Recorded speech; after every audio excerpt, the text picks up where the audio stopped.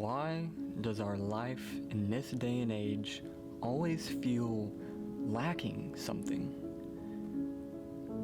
Or is it perhaps that this day and age is lacking life altogether? Perhaps it's because we can't imagine a human experience not completely shrouded in things like work, productivity, corporations, and deadlines to no end. Perhaps this lifestyle makes us feel perpetually exhausted, mentally and physically, distanced from the work that you pour every fiber of your being into 8 or more hours a day just to take it home as well. Maybe it makes us loathe going to our jobs entirely to the point where you cannot shake the dread of waking up each morning and driving to work, succumbing to the workplace. If these descriptions resonated with you at all, then you, alongside 77% of the current workforce, may be experiencing symptoms of the occupational phenomenon called burnout.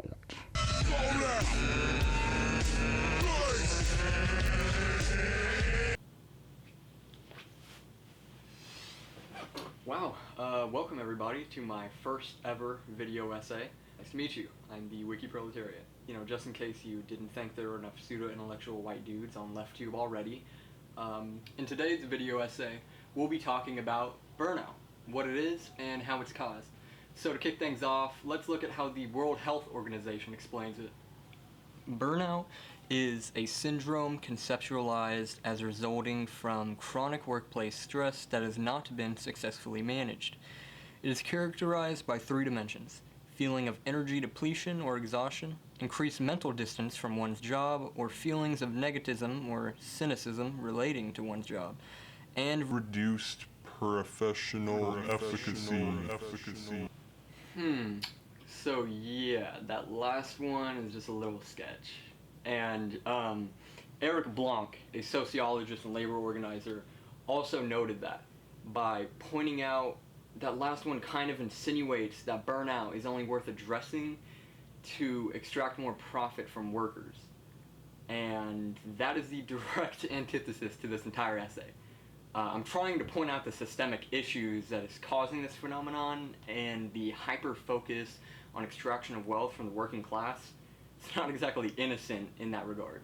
So, some of the other burnout-causing issues I'm going to be getting to in this video essay are the corporatization of life, aka work creep, the drug-powered proletariat, and bullshit jobs. So, I guess first up is the corporatization of life.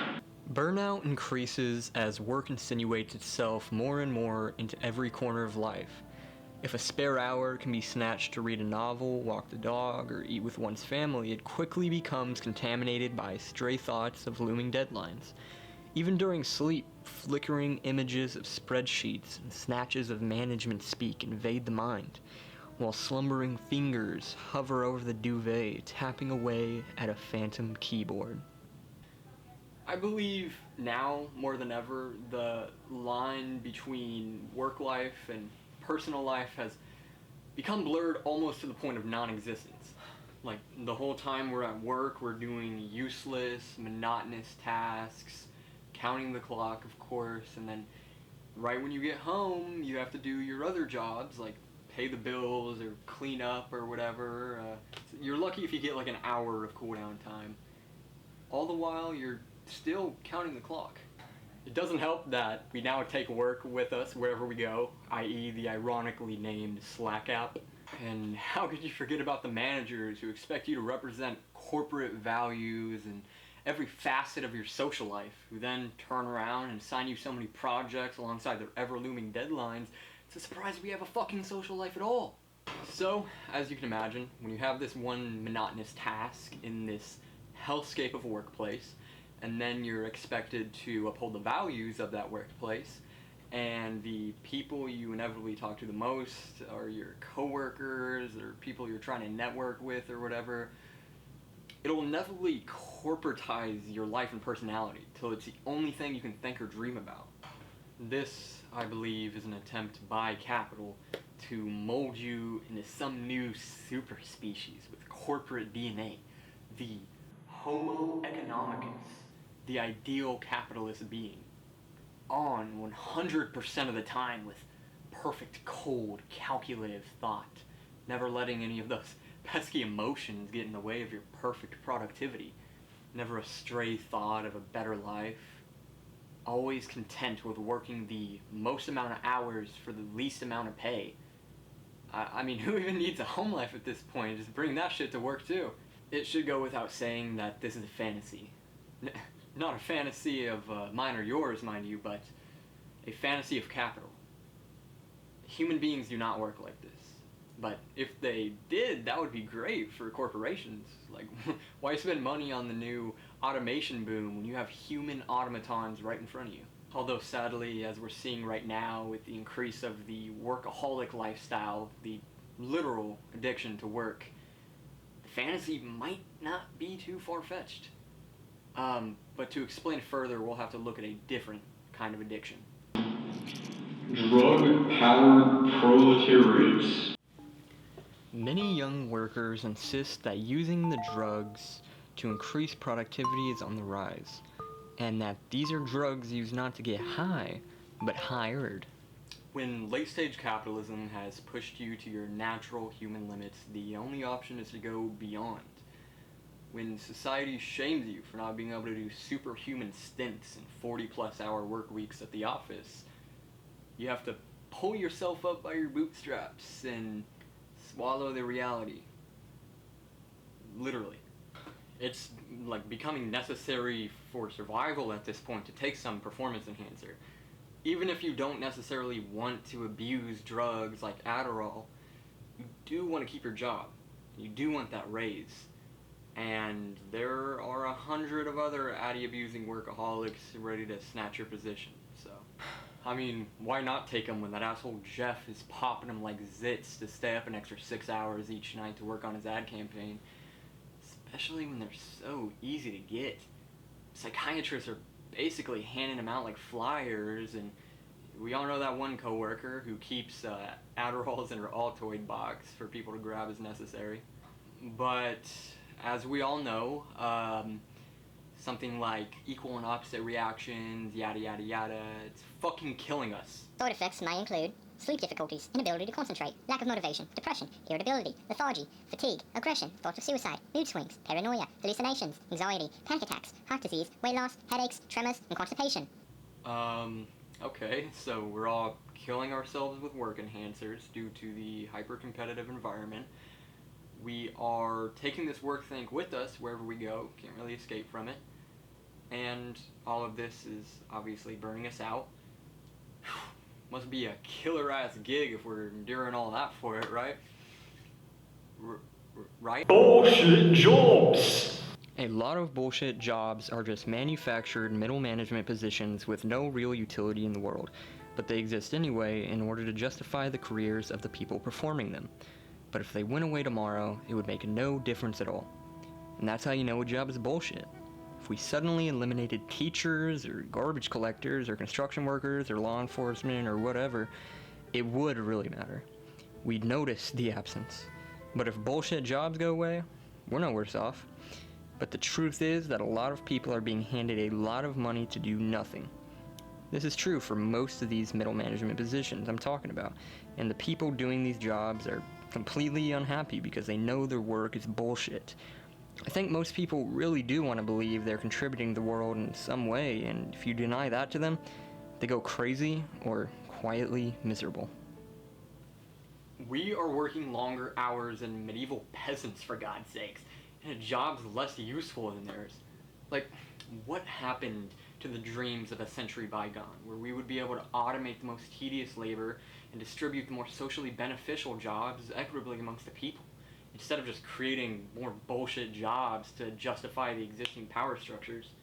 Why are teachers, trash collectors, social workers, and other necessary jobs like restaurant workers' wages dropping or stagnant? while their CEO counterparts' wages are soaring. Now, don't get me wrong, there definitely are bullshit jobs that get low wages, like receptionists or interns. Actually, on second thought, interns usually don't get any wages. But one thing all these bullshit jobs have in common is they all reside in the private sector. What a surprise. Now, again, these people typically know their jobs are useless. According to YouGov, actually 37% of them do. But Graeber notes this Puritan capitalist work ethic, which turns jobs into a religious duty. They believe their work determines their self-worth even as they find their jobs useless. Graeber describes this cycle as profound psychological violence, and it's hard to disagree. And I mean, why are people acting like the prospect of eliminating unnecessary labor is a problem?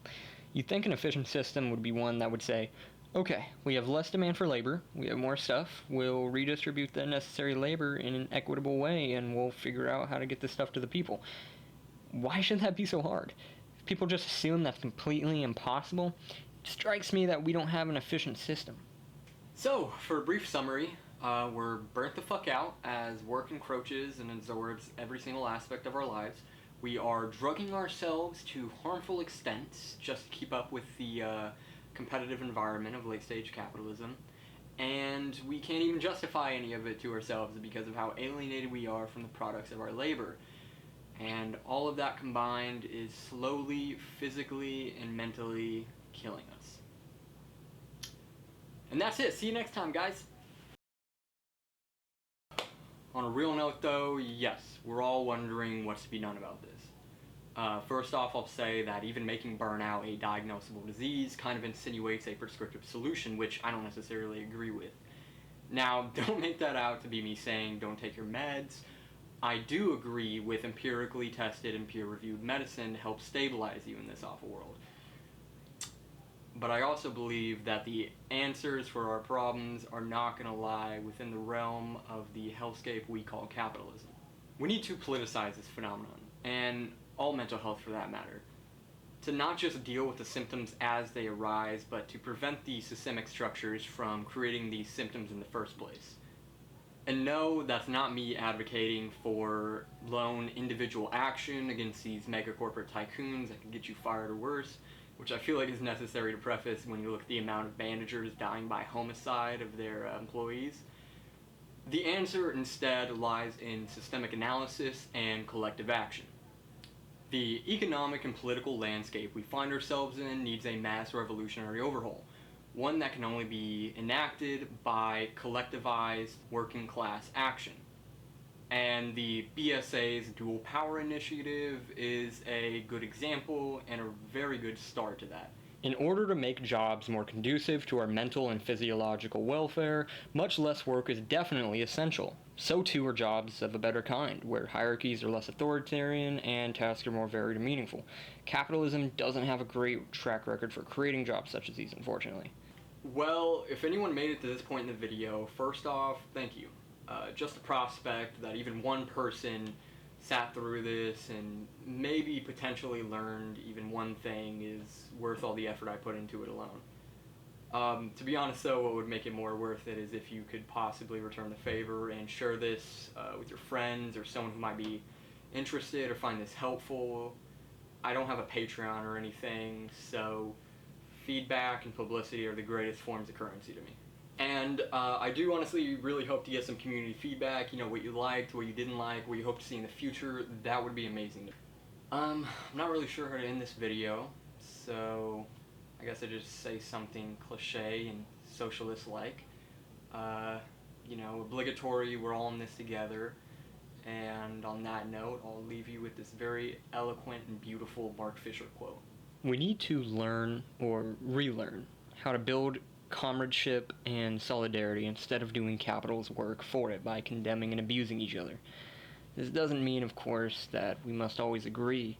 On the contrary, we must create conditions where disagreements can take place without fear of exclusion and excommunication.